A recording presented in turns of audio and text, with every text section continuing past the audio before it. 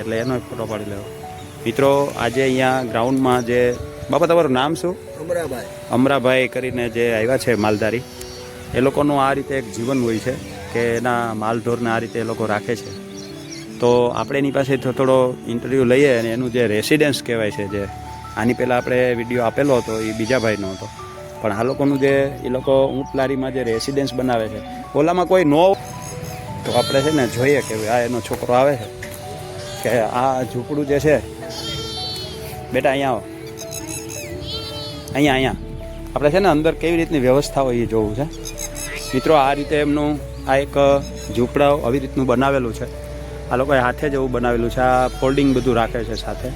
આની અંદર એની ઘરની બધી ચીજ વસ્તુઓ હોય છે, પાથરવા ઓઢવાનું જે રહેવા માટેનું હોય છે, એવું આવી રીતનું રેસિડેન્સ આવે છે. એની અંદર એની વસ્તુઓ બધી આવે છે અને આ ઊંટલારીમાં જ એનું આખું એમ કે રહેવાની વ્યવસ્થા હોય છે. આ એમના દીકરાઓ છે બધા બાપા, અને તો આ અમરા બાપા છે એનો આખો આ પરિવાર જ છે. તો બધા ભાઈઓ અત્યારે ઘેટા બકરાની જે પ્રાથમિક સારવાર કરવી પડે એ બધું કરે છે. અત્યારે બકરા બેઠા છે.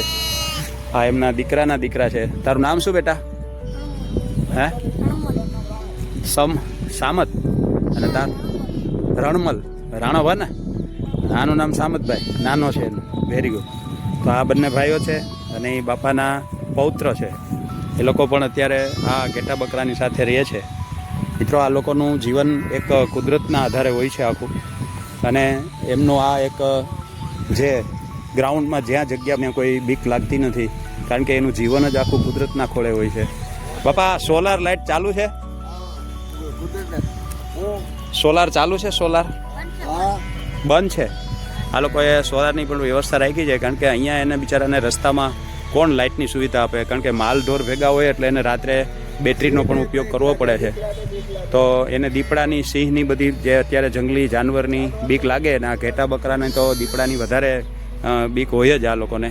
તો આ સોલારની પણ વ્યવસ્થા રાખીને એ લોકો એની રીતે એક નોર્મલ એવું બનાવે છે કે જેથી લાઇટની વ્યવસ્થા એ લોકો જાતે જ કરી લે છે. મોબાઈલ પણ સાથે હોય છે. તો અત્યારના યુગમાં એ લોકોને સાધારણ વાતચીત કરી શકે એટલું તો નોલેજ છે જ. ભલે અભણ હોય છે, સ્કૂલે ગયા ન હોય, કોઈ દી સ્કૂલ જોઈ ન હોય, પણ અભણ છે છતાં પણ એને મોબાઈલ તો અત્યારના યુગ પ્રમાણે થોડો ઘણો વાતચીત કરતાં તો આવડી જ ગયું છે. તો આ એક બહુ સારામાં સારું કહેવાય કે એ લોકો અભણ છે તો એટલું સરસ કરી શકે છે. ધન્યવાદ દેવાના છે. મિત્રો આ લોકોનું ખાસ આપણે એક બહુમાન કરવું જોઈએ કે આવું સરસ બિચારા આ એમ કે આ જોક લઈને એ લોકો આવ્યા છે. બાપા આને જોક કહેવાય? શું કહેવાય? જોક કહેવાય. આ લોકો જે ઘેટા બકરા લઈને આવે એને જોક કહેવાય. હા, તો આ જે બાપા છે અમરા બાપા, અમરા બાપા તમારી ઉંમર કેટલી હશે?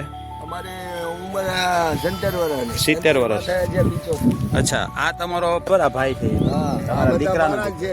કેટલા તમારા દીકરા બાપા? 3 દીકરા. 3 ને આ પડદા.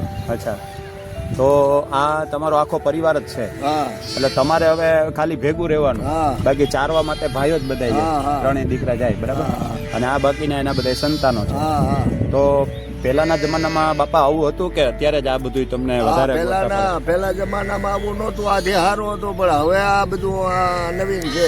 મિત્રો બાપાનું કેવું એવું થાય છે કે આપણે એને માઇક આપીએ તો એ વ્યવસ્થિત બોલી શકે. થોડી વાર માટે વિડીયો ચાલુ. હા બાપા, તો તમારું વતન તો દ્વારકા. તો દ્વારકામાં તમારા કેટલા ઘર હશે અંદાજે? બધા 400 ઘર છે. 400 ઘર છે? ઓહો, બાપાના 400 ઘર છે દ્વારકામાં. એટલે બધા અલગ અલગ એના અલગ બધા હોય છે, કુટુંબના બધા માણસો એવા હોય છે. અને વર્ષોથી એ લોકો ત્યાં દ્વારકામાં શું છે કે વધારે વધારે માલઢોર માલધારીઓ છે. તો ખોરાકમાં ઘઉં ને બાજરો ને એવું. અને તમારે બીજું કઈ આ જમવાનું દૂધ? અચ્છા, ઘેટા બકરાનું દૂધ. ગાડાને ચાય કરીએ, ચાય ને કઢી કરીએ. અચ્છા, તો છાશ ને કઢીને એવું થઈ શકે. તો તમારે બરાબર છે. તો પછી આનું ઊન ને બધું તમને મળે, અને બાકી આને મેન્ટેન તમારે કરવું પડે. અચ્છા, કોઈ ઘેટું બકરું બીમાર પડે તો પણ તમારે જ કરવું પડે? ઘેટું બીમાર પડે તો પણ તમારે જ કરવું પડે? અચ્છા, એને દવા પાવામાં આવે છે. આ બધી દવાના બોક્સ છે બધા એના. મિત્રો ઘેટા બકરા જો બીમાર પડે તો એ લોકોને ઇન્જેક્શન આ લોકો હાથે જ આપે છે. એટલે એને જે કાંઈ ટ્રીટમેન્ટ એનિમલ કેરમાંથી એને મળી છે સારવાર માટેની જે પ્રાથમિક માહિતી, એના આધારે એ લોકો બધું કરતા હોય છે. અને થોડું ઘણું એ લોકોએ માહિતી આપી હોય છે કે તમે આમ કરજો, કારણ કે બધી જગ્યાએ ડૉક્ટર ભેગા ન આવી શકે. એટલે આ લોકો એની સાથે જ ઇન્જેક્શન રાખે છે એની રીતે એનું ઘેટા બકરાને માલને. હા, એટલે આ બોટલો પણ એની પડી છે, આપને દેખાય છે મિત્રો. તો આ રીતે આ લોકો એમ કે જોખમ એના જે માલઢોર છે એનું ધ્યાન રાખે છે. અને બાપા તમારા વખતમાં તમારા મેરેજ ક્યારે થયા? આશરે લગ્ન લગભગ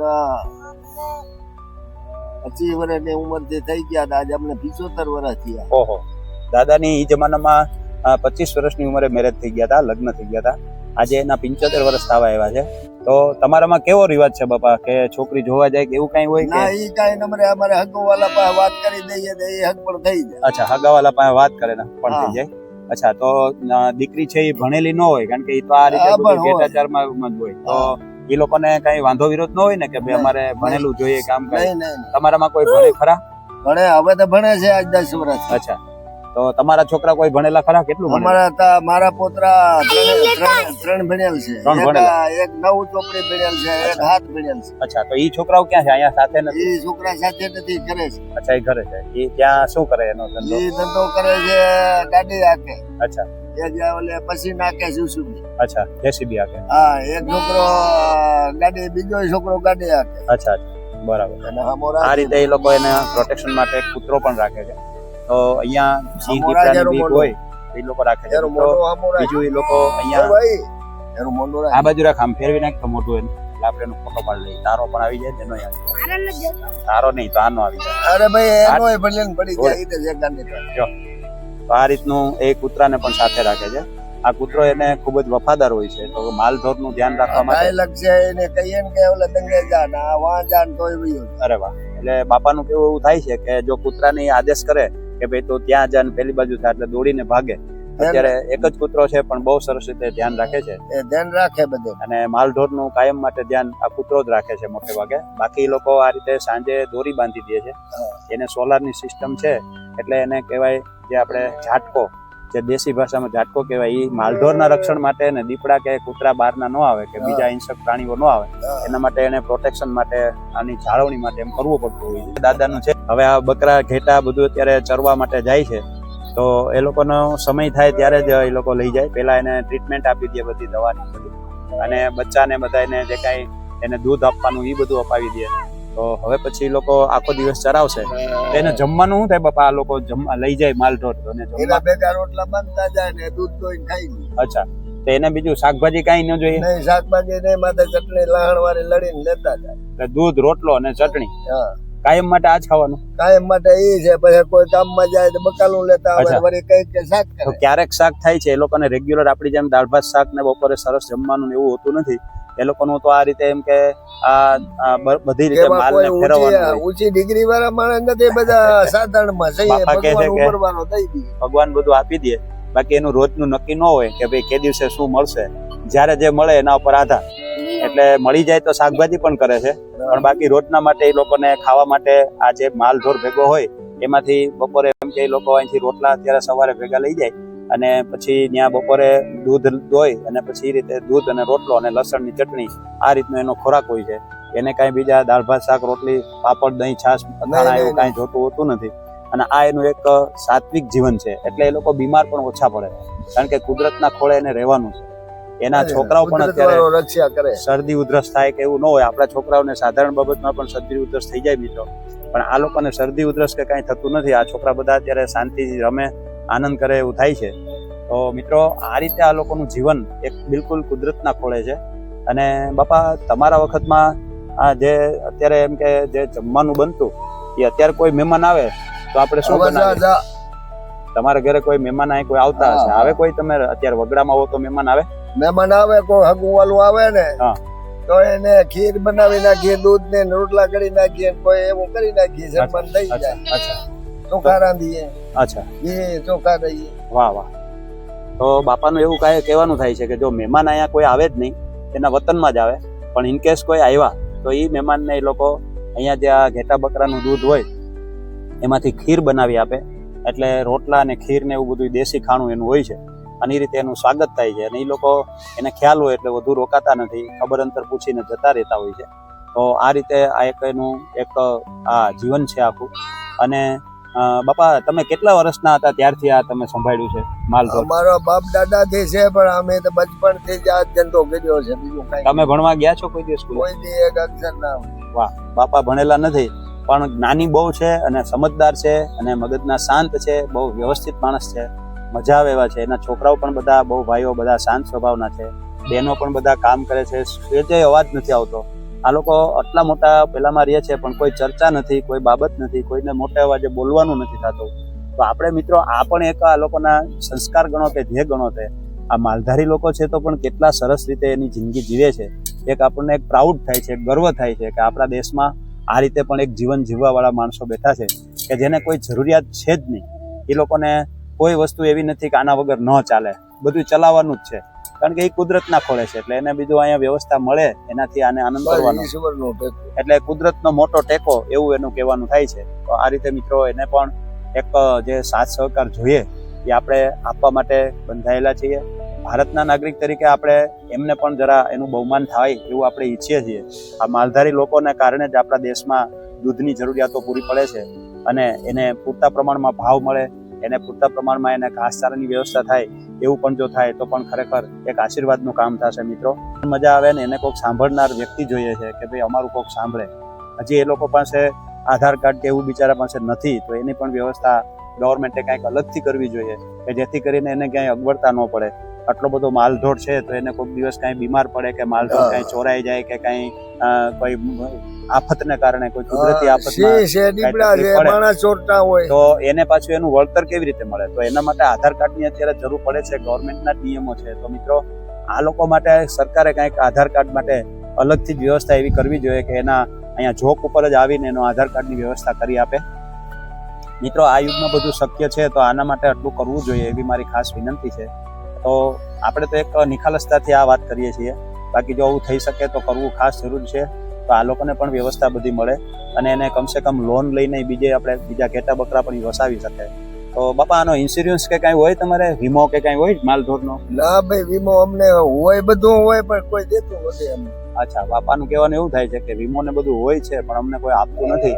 તો કારણ કે એનું અહીંથી ત્યાં ને ત્યાંથી ક્યાં, આજે અહીંયા તો કાલે ક્યાં એનું કઈ નિશ્ચિત હોતું નથી. આમ છે રાજુલા ઉદે ગયા હતા, નામ ધીરે ધીરે દિવાળી થી ઘરે નીકળ્યા, રાજુલા ઉદે ગયા હતા, હવે વળ્યા પાછા મેને વાટ જોઈએ કે અમે થાય તે ઘરે જઈએ.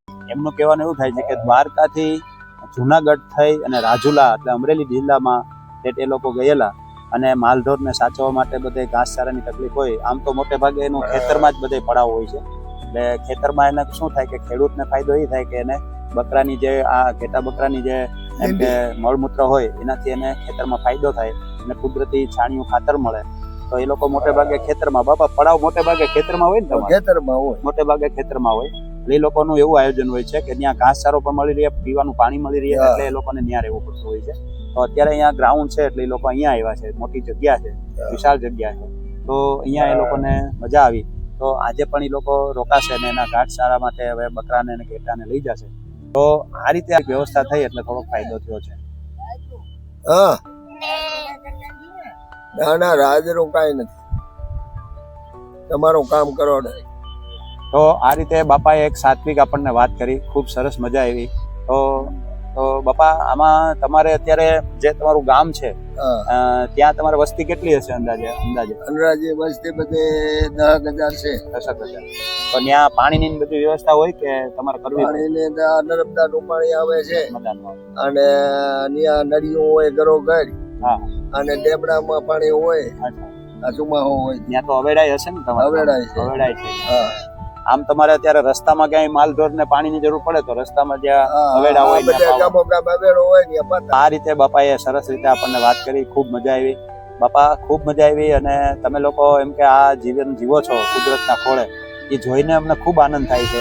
પણ એક મુશ્કેલી ભર્યું આ જીવન છે મિત્રો, આપણાથી આ જીવન જીવી ન શકાય એવી વાત છે. ફરી પણ આપણે બાપાને પાછા બીજી વાર આવશે ત્યારે મળશું. હવે આ વિડીયો આપણે પૂરો કરીએ છીએ મિત્રો. આ વિડીયો તમને પસંદ પડ્યો તો લાઈક, શેર, સબસ્ક્રાઈબ કરજો અને મારો વિડીયો જોતા રહેજો, પૂરેપૂરો વિડીયો જોજો મિત્રો. અને આ જે છે એ લોકોને બધાને આપણે સાથ સહકાર કાયમ આપીએ એવું આપણી ઈચ્છા છે. તો ભગવાન એને પણ એવી સરસ એમ કે જિંદગી સારી આપે કે જેથી એને મજા આવે અને જિંદગી જીવવાની ખૂબ મજા આવે. ચાલો મિત્રો, ફરીવાર મળશું. ત્યાં સુધી બધાને જય શ્રી કૃષ્ણ, જય મહાદેવ.